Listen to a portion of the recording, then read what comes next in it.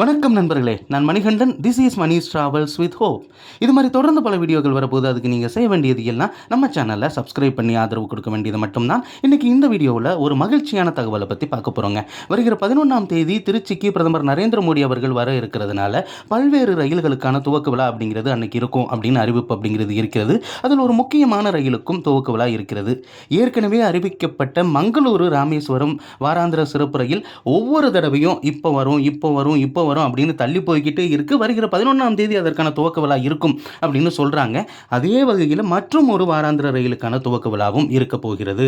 திருநெல்வேலியிலிருந்து Mangalore central வரைக்கும் இயங்கக்கூடிய அந்த ரயில் இது ஒரு முற்றிலும் புதிய ரயில் அப்படின்னு தான் சொல்லணும். இப்போ திருநெல்வேலியிலிருந்து மங்களூருக்கு 3 ட்ரெயின் இருக்கு. ஆனால் ஒன்று மட்டும்தான் மதுரை வழியாக இயங்குகிறது. திருநெல்வேலியிலிருந்து தாதர் வரைக்கும் செல்லக்கூடிய ரயில். இந்த ரயிலானது கோயம்புத்தூர் போய் அங்கே இருந்து கோவா வழியாக இயங்கக்கூடிய ரயில்.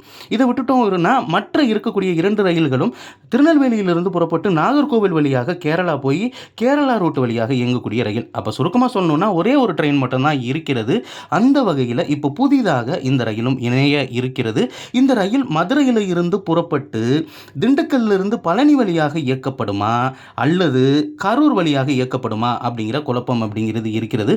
நிச்சயமாக சொல்லணும் அப்படின்னா மங்களூரு ராமேஸ்வரம் பெட்டிகளை பயன்படுத்தி தான் இந்த ரயில்கள் இயக்கப்படுவதற்கான அதிகப்படியான வாய்ப்புகள் இருக்கிறதுனால நிச்சயமாக இந்த ரயிலானது பழனி வழியாக இயக்கப்படுவதற்கே வாய்ப்பு இருக்கிறது. அப்படி இயக்குனாங்க அப்படின்னா பழனிக்கு கூடுதலாக பழனியிலிருந்து திருநெல்வேலிக்கும் மங்களூருக்கும் ஒரு ரயில் இணைப்பு அப்படிங்கிறது ஏற்படும். நிச்சயமாக இந்த ரயிலுக்கான வரவேற்பு அப்படிங்கிறதும் அதிக அளவில் இருக்கும். இது இல்லாமல் இன்னும் பல ரயில் சேவைகள் அப்படிங்கிறது நீடிக்கப்பட்டிருக்கிறது. குறிப்பாக சொல்லணும் அப்படின்னா இந்த மங்களூரு ராமேஸ்வரம் ரயிலுக்கு முன்னாடி உடுமலைப்பேட்டை நிறுத்தம் அப்படிங்கிறது இல்லாமல் இருக்கிறது. இப்போது உடுமலைப்பேட்டை நிறுத்தமும் வழங்கப்பட இருக்கிறது.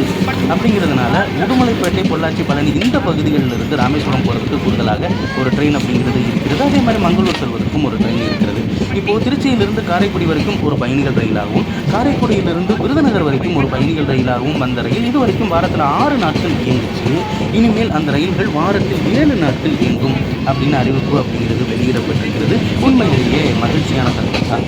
நம்ம எதிர்பார்த்தபடியே உண்மையிலேயே திருநெல்வேலி மங்களூர் ரயில்லாம் பெரும்பாலும் புதிய ரயில்கள் அப்படின்னு தான் சொல்லணும். ஏன்னா யாருமே எதிர்பார்க்காத ஒரு நேரத்தில் இந்த அறிவிப்பு அப்படிங்கிறது வெளியிடப்பட்டிருக்கிறது.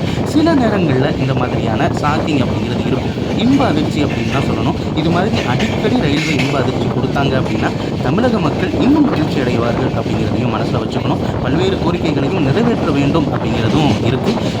மத்திய அமைச்சர் எல் முருகன் அவர்கள் இந்த 4 ரயில் சேவைகள் புதிதாக அறிமுகப்படுத்தப்பட்ட ரயில் சேவைகளுக்கு நன்றி தெரிவித்து அவருடைய அறிக்கையில் சொன்னதன் மூலமாக இந்த ரயில் சேவை அப்படிங்கிறது உறுதியாகி இருக்கிறது. இந்த வீடியோவில் நான் கொடுத்த தகவல்கள் போதுமானதாகவும் அதே நேரத்தில் பயனுள்ளதாகவும் இருந்திருக்கும் அப்படிங்கிற நம்பிக்கை இருக்கிறது. அடுத்த ஒரு வீடியோவில் பார்ப்போம். அது வரைக்கும் நன்றி.